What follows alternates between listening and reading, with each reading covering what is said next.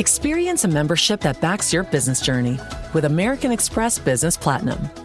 When you pay with membership rewards points for all or part of an eligible flight booked with a qualifying airline through Amex Travel, you can get 35% of those points back, up to 1 million points back per calendar year.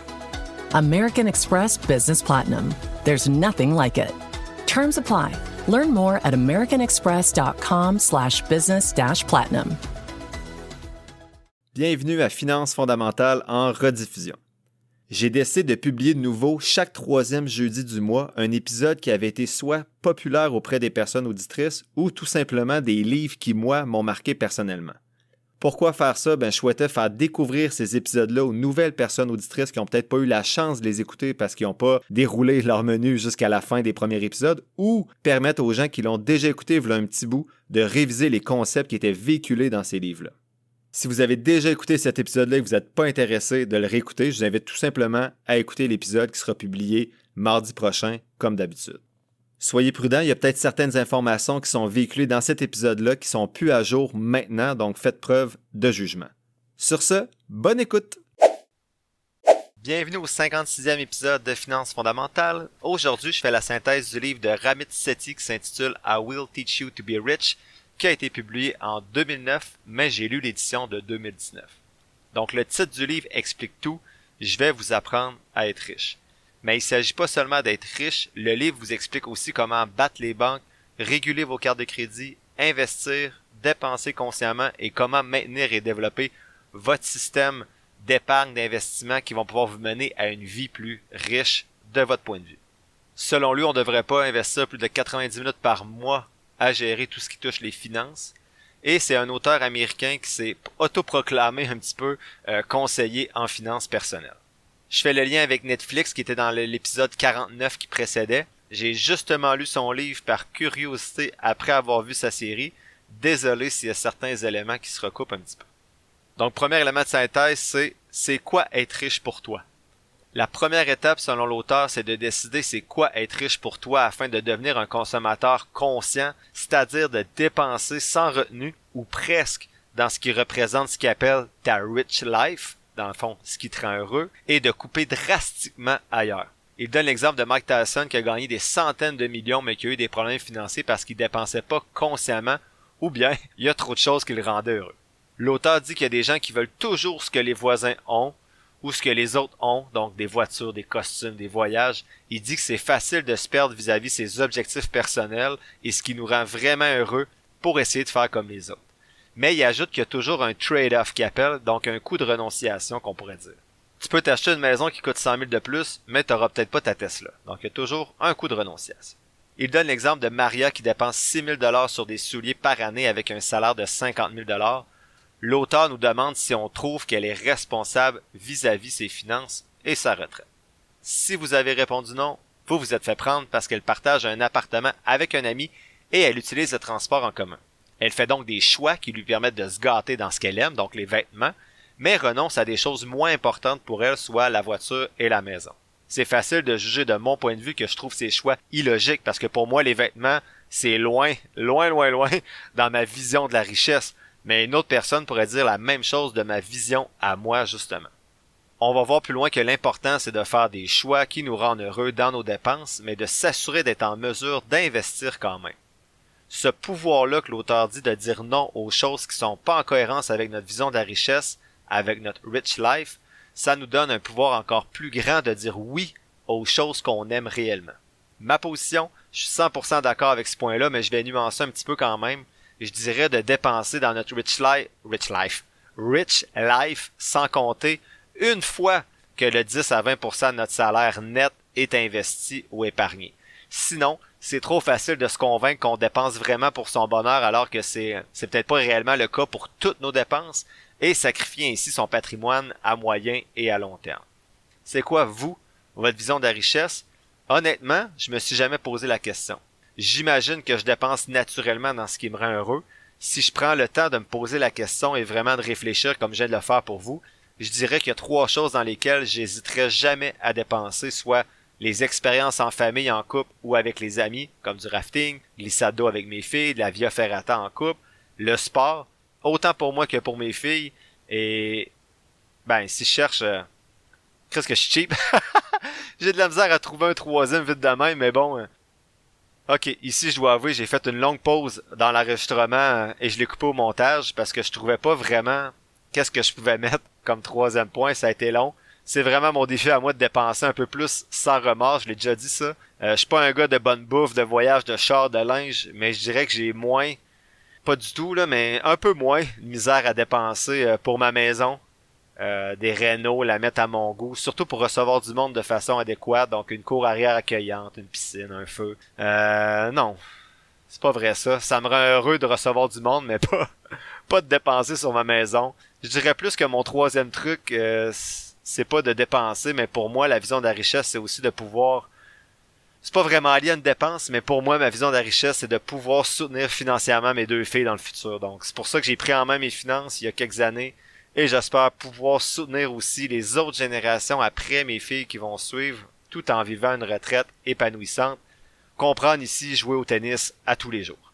Donc ça me rendrait vraiment heureux de donner un coup de pouce aux générations qui vont suivre. Donc mes 3 Rich Life pour moi, ça serait expérience amis-famille, le sport et prendre soin des futures générations, même si c'est pas réellement une dépense en soi. Ça n'a pas été facile. J'espère que pour vous, la difficulté, c'est pas d'en avoir juste 3 parce que vous en avez trop. C'est plus difficile dans ce temps-là épargner, c'est sûr et certain. Deuxième élément de synthèse aujourd'hui, c'est ne sois pas perfectionniste. Donc l'auteur dit que Benjamin Franklin a dit un jour, ne remets pas à demain ce que tu peux faire aujourd'hui. Donc pour l'auteur, la chose la plus importante pour devenir riche, c'est de commencer tôt. Je suis toujours heureux quand les gens entre 15 et 25 ans m'écrivent pour me poser des questions. Je trouve ça vraiment exceptionnel. S'ils font un podcast à 34 ans, leur actif va être beaucoup plus impressionnant que le mien, j'en suis certain, ou bien ils vont être du moins plus près de leur vision de la richesse, peu importe leur actif final. L'auteur dit que le meilleur moment pour commencer, c'était probablement il y a 10 ans, mais que le deuxième meilleur moment, c'est aujourd'hui. Il donne l'exemple que n'importe qui peut taper sur Google pour trouver le compte épargne avec les intérêts les plus élevés sans frais, mais qu'il y a toujours du monde pour passer... En fait, qu'il y a toujours du monde pour ne pas passer à l'action parce que c'est trop compliqué de changer de banque ou qu'ils sont pas sûrs d'avoir trouvé le meilleur compte possible. Donc, ça revient un petit peu à l'épisode 8 qu'on disait, 9, Père riche, Père pauvre, c'est peut-être 7, en fait, entre 7 et 9, où on disait, ben, c'est important à un moment donné de passer à l'action puis pas juste de faire des recherches puis de lire. L'auteur dit que tout ça, c'est souvent juste des excuses pour pas commencer. Bon, tu vois, je me l'ai mis dans mes petites notes ici, là, dans l'épisode 8, quand je disais qu'il y a certaines personnes de mon entourage qui disaient être intéressées par l'investissement, mais qui souhaitaient attendre le bon moment. Donc, une fois la maison achetée, une fois les enfants plus grands, une fois, mais finalement, 1-2 ans plus tard, il n'y a toujours aucune action qui a été faite dans ce sens-là de prendre en main leurs finances. Il y a plus de conséquences à pas agir qu'à prendre une mauvaise décision selon l'auteur. Donc, il parle de la 85% solution, donc la solution, donc la solution 85%. Il dit qu'il préfère avoir raison à 85% plutôt que pas agir du tout. Il revient ensuite à l'exemple du compte épargne avec une autre excuse. J'ai juste 100 piastres. Je vais faire juste 2 piastres d'intérêt de toute façon. Donc, selon l'auteur, il n'y a aucun montant trop petit quand tu construis des habitudes financières. On l'a vu dans l'épisode 31 avec Atomic Habits, faire des petits pas. J'ai un autre de mes chums qui, au contraire, a décidé d'agir avec un montant de 25 piastres par semaine. Il trouve que c'est peu par rapport à son salaire de 100 000, mais son objectif est tranquillement d'atteindre 10% d'épargne, mais pas à pas. Il capote déjà en voyant qu'il est rendu à 1000 piastres, un montant qu'il n'aurait jamais réussi à épargner avant, encore moins l'avoir investi en bourse. L'auteur dit notamment qu'un petit groupe de musique devrait pas refuser de jouer dans un petit festival juste parce qu'il rêve d'être dans les plus grandes scènes comme le Madison Square Garden. Il devrait voir ça comme une opportunité de pratiquer et de s'améliorer. C'est pareil pour vos petits montants pour vous faire la main dans le monde de l'investissement. Vous pouvez pas penser pouvoir gérer des centaines de milliers ou des millions de dollars si vous avez de la difficulté avec des centaines de dollars. Soyez donc pas perfectionniste, ça sera pas parfait tout de suite, mais vous devez commencer quelque part. Point 3. Concentre-toi sur les grosses victoires. Dans ce point-là, l'auteur dit de se concentrer sur le macro et non le micro, donc ce qui est plus large et pas les petits détails. Il parle notamment qu'on entend souvent les gens dire que tu peux sauver 3 piastres par jour avec ton café ou utiliser des coupons à l'épicerie. Ton café ou les coupons ou faire le plein le jour où c'est 3 cents de moins dans la station-service, c'est des micro-décisions, des détails. Vous aurez peut-être le sentiment de faire partie du mouvement FIRE que l'auteur dit ou de décisions de ce type-là, mais il dit que c'est pas là que la bataille va se gagner. Il dit que c'est comme si quelqu'un te dit de cuire ton eau chaude avec un couvercle pour sauver de l'énergie, mais qui voyage 4 fois par année en avion. C'est un peu incohérent. Il dit de se concentrer plutôt sur 5 à 10 choses qui vont vraiment faire bouger l'aiguille, donc move the needle, the needle, donc fait que vous bougez votre aiguille, qui vont vous donner vraiment des bons retours sur l'énergie que vous avez dépensée, donc un bon retour sur investissement de votre temps en termes d'argent. L'auteur présente 12 des principaux éléments qu'on devrait considérer pour diminuer drastiquement nos dépenses, dans ce qui, bien sûr, n'est pas lié à notre rich life. Donc, il appelle ça les big wins. Premier élément, automatiser votre épargne. Donc, on en parle un petit peu plus au point 4 d'aujourd'hui. Je suis 100% d'accord avec ça. Deuxième élément, avoir un bon score de crédit. Je suis d'accord aussi. 3. Utiliser intelligemment ses cartes de crédit pour profiter des récompenses. Ok, je suis d'accord, mais je trouve que ça fait plus micro que macro. Pour moi, c'est quand même un détail. Élément 4, contribuer à vos comptes avantageux fiscalement. Donc ici au Québec, c'est CELI, REER, CELIAP, REE. Et cotiser au maximum si votre employeur contribue aussi dans votre régime de retraite. Je suis 100% d'accord. Point 5, payez vos cartes de crédit. Of course. Numéro 6, annulez vos abonnements et payez chaque mois à la place. Donc pour moi ici, c'est du micro. À moins que tu aies vraiment un problème et que tu sois abonné partout. Mais pour moi, si c'est ton paiement automatique mensuel qui te fait dépenser plus, je vois pas vraiment la pertinence de ce point-là. Point numéro 7, coupez vos dépenses dans les postes où vous trouvez que vous dépensez trop. Bon, j'ai dit que c'est un peu flou ici. Là. Je fais quoi si c'est le café? Si c'est encore macro ou c'est micro? Parce que j'imagine que la maison et la voiture, ben ça va arriver plus loin dans les postes de dépenses à couper. 8. Négocier une hausse de salaire. Donc, je suis d'accord, mais j'ai jamais fait ça de ma vie comme étudiant. Et ensuite, je suis devenu syndiqué, donc j'ai pas vraiment de trucs à donner pour ça. Élément 9, il dit doing freelance work, donc un side hustle, un petit peu comme un podcast, par exemple. Mais ça dépend du contexte. T'as-tu le temps? T'as-tu des enfants? T'es-tu en santé pour prendre plus de temps pour partir ce genre de business-là? Donc, c'est pas nécessairement facile à faire. Le point 10, avoir une maison abordable. Oui. Donc 100% d'accord avec ça. Même chose pour une voiture abordable au point 11.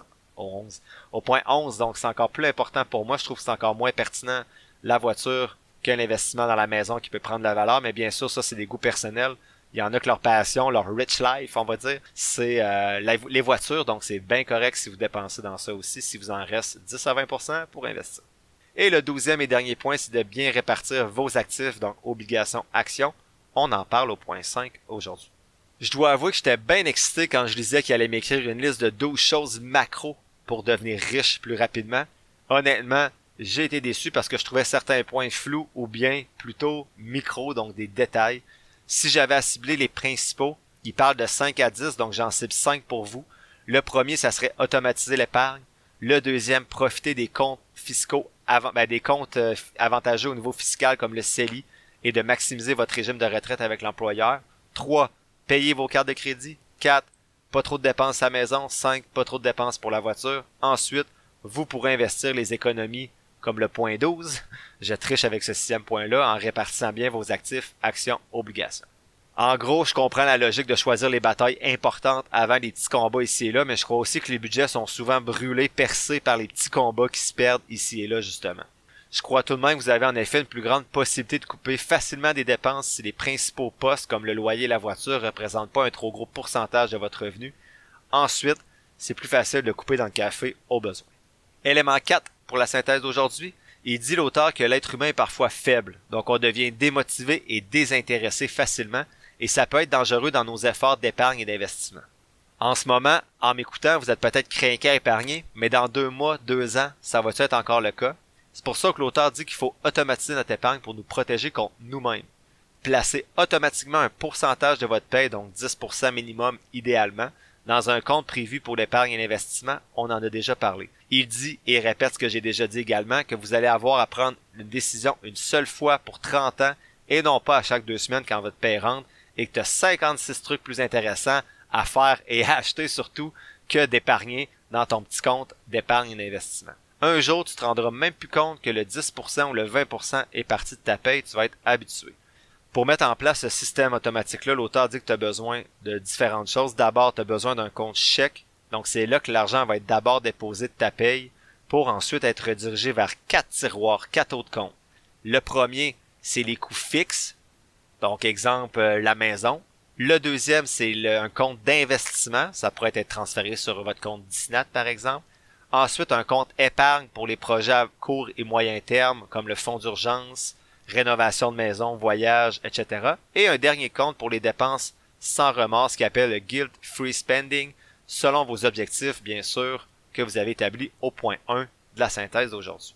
Pour l'auteur, à chaque paye, votre fixed cost, donc votre premier tiroir pour les coûts fixes comme l'hypothèque, votre voiture, réparation, ainsi de suite, ça devrait être entre 50 et 60% de votre paye. Donc 50 à 60% de votre paye devrait aller dans les dépenses qui sont fixes. Pour l'investissement, il dit que ça devrait être 10% sur votre compte Disney, par exemple. Votre compte épargne, fonds d'urgence, court terme et tout, il devrait avoir 5 à 10% qui va là. Et vous devriez avoir 20 à 35% de votre revenu net qui s'en va dans les dépenses sans remords. Ensuite, il faut automatiser le paiement des coûts fixes et le transfert des pourcentages dans chaque tiroir. Ça, c'est facile à faire sur votre institution financière. Il dit de ne jamais aller en bas de 5% pour l'épargne et de 10% pour l'investissement parce que ça représente les piliers pour votre futur rich life. Il dit que si vous appliquez certaines des big wins qu'on a vu au point 3, vous allez pouvoir augmenter ces pourcentages-là et que ça serait ça l'idéal, que votre épargne soit au moins à 10% et votre investissement possiblement à 20%. J'ai aimé cette section-là du livre qui était super concrète. J'aime aussi sa vision plus positive qu'on voit d'habitude, que pour lui, tu peux utiliser 20 à 35% pour te faire plaisir quand même. Donc, c'est quand même un bon pourcentage de ta paye, mais que l'épargne et l'investissement vont toujours passer en premier. Donc, si vous avez 85% de frais fixes et que le 5-10% d'épargne et d'investissement sont obligatoires, vous ne pourrez pas vous gâter. Donc, coupez vos frais fixes pour profiter un peu plus de la vie sans nuire à vos objectifs et à votre bonheur. Enfin, cinquième élément de synthèse, avec les 5 et 10% du point 4 que vous allez épargner et le 10% d'investissement, vous allez maintenant avoir de l'argent de côté. Mais comment on investit maintenant cet argent? Le point 5, c'est la pyramide de l'investissement. L'auteur présente 3 façons d'investir.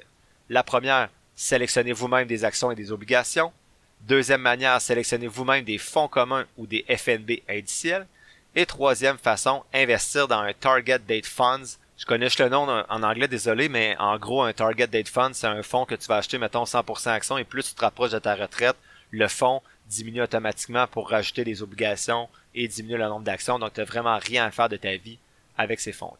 Plus tu montes dans la pyramide vers le point 3, plus le processus est simple. Donc pour lui, le plus simple, c'est un Target Date Fund, ensuite FNB indiciel et ensuite sélectionner des actions. L'auteur dit que pour 99% des gens, les niveaux 2 et 3 sont les meilleures options, soit FNB passif indiciel ou Target Date Fund. Il dit que c'est difficile de battre le marché dans le niveau 1 et que le temps passé à essayer de le faire en sélectionnant des actions individuelles pourrait être utilisé pour gagner plus d'argent et investir des plus grosses sommes plutôt que d'analyser le marché boursier. Il dit que même les FNB indiciels peuvent être trop compliqués pour certaines personnes. Ouais. Et si je nuance, là, ça prend 1 minute par mois puis c'est 4 clics, mais je comprends que tu dois quand même réfléchir à ton allocation d'actifs et ton plan d'investissement. Il suggère donc un Target Date Fund qui permet, qui s'ajuste automatiquement, comme j'ai dit, à partir de 45 ans pour varier la pondération action-obligation selon votre profil de risque. J'ai vérifié sur le site de Vanguard puis ça doit être la même chose chez les compétiteurs, là. Et vous pouvez prendre des FNB Date Fund, donc des Target Date Fund, mais en FNB. Vous pouvez donc le faire vous-même si c'est un produit qui vous intéresse. Vous avez juste à déterminer la date de votre retraite. Donc, par exemple, moi, si c'est 2055, j'aurais pris le produit VFFVX. Il y a des frais de gestion de 0,08% et il y a eu un rendement de 10% depuis 2010. Donc, les 4 FNB sous-jacents à VFFVX vont être modulés avec les années. Donc, j'ai rien vu du côté canadien chez Vanguard. Par contre, le produit que j'ai vu était américain, mais vous comprenez le principe et peut-être qu'il y a des produits canadiens qui vont être développés dans les prochaines années ou peut-être que je suis juste passé à côté.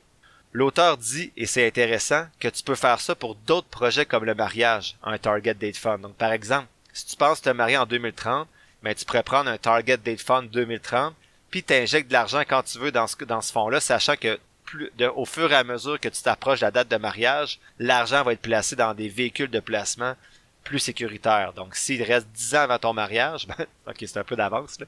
S'il reste 5 ans avant ton mariage, tu vas peut-être être dans un Target Date Fund 40-60, et plus tu vas t'approcher du mariage, plus tu vas avoir des revenus fixes. En conclusion, j'ai lu un peu Sylvain de reculons après avoir écouté sa série Netflix, mais je trouve que son livre transmet beaucoup mieux sa pensée que ses accompagnements à la télévision. J'aime bien son plan de dépenses conscient au lieu du budget, je trouve ça beaucoup moins lourd. Et son livre est, en fait, sa stratégie du plan de dépenses conscient est beaucoup plus digeste pour moi, pour la plupart des gens, de dépenser librement 20-35% de son salaire plutôt que de budgéter chaque mois.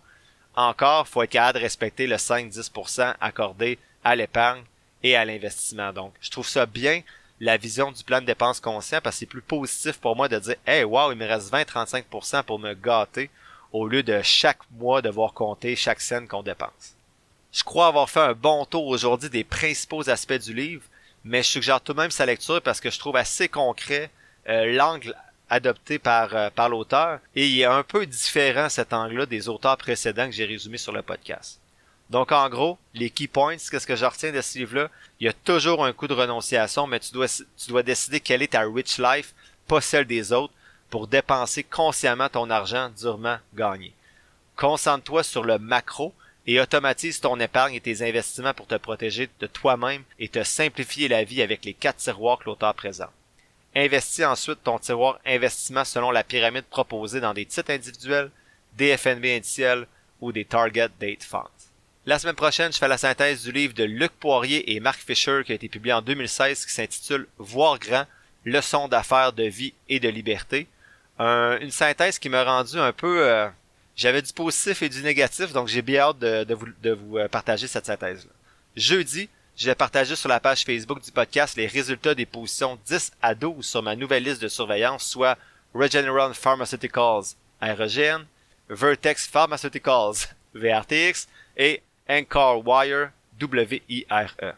Avant de conclure, je vous souhaite de joyeuses fêtes. Vous comprendrez que les épisodes ont été enregistrés d'avance pour les 2-3 prochaines semaines, mais je vous souhaite quand même du bon temps en famille et avec vos amis. Moi, je vais en profiter, c'est toujours la période la plus joyeuse de l'année pour moi. Donc, dépensez pas trop dans les cadeaux, sauf si ça vous rend vraiment heureux de le faire. Ciao, ciao!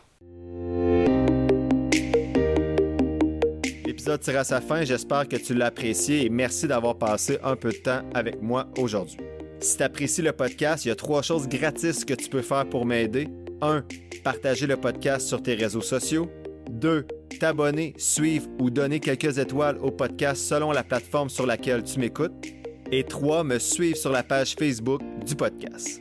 Si tu veux me soutenir davantage, tu peux t'abonner pour $3,99 par mois au podcast et ainsi avoir accès à un épisode spécial supplémentaire chaque mois, en plus d'avoir accès à mon outil d'analyse. Toutes les informations pour me soutenir sont quelque part dans la description de l'épisode. Sinon, oublie pas que je suis pas un expert, prends jamais ce que je dis pour du cash, fais toujours tes propres recherches. Sur ce, merci encore pour ton écoute et on se voit dans le prochain épisode de Finances fondamentales.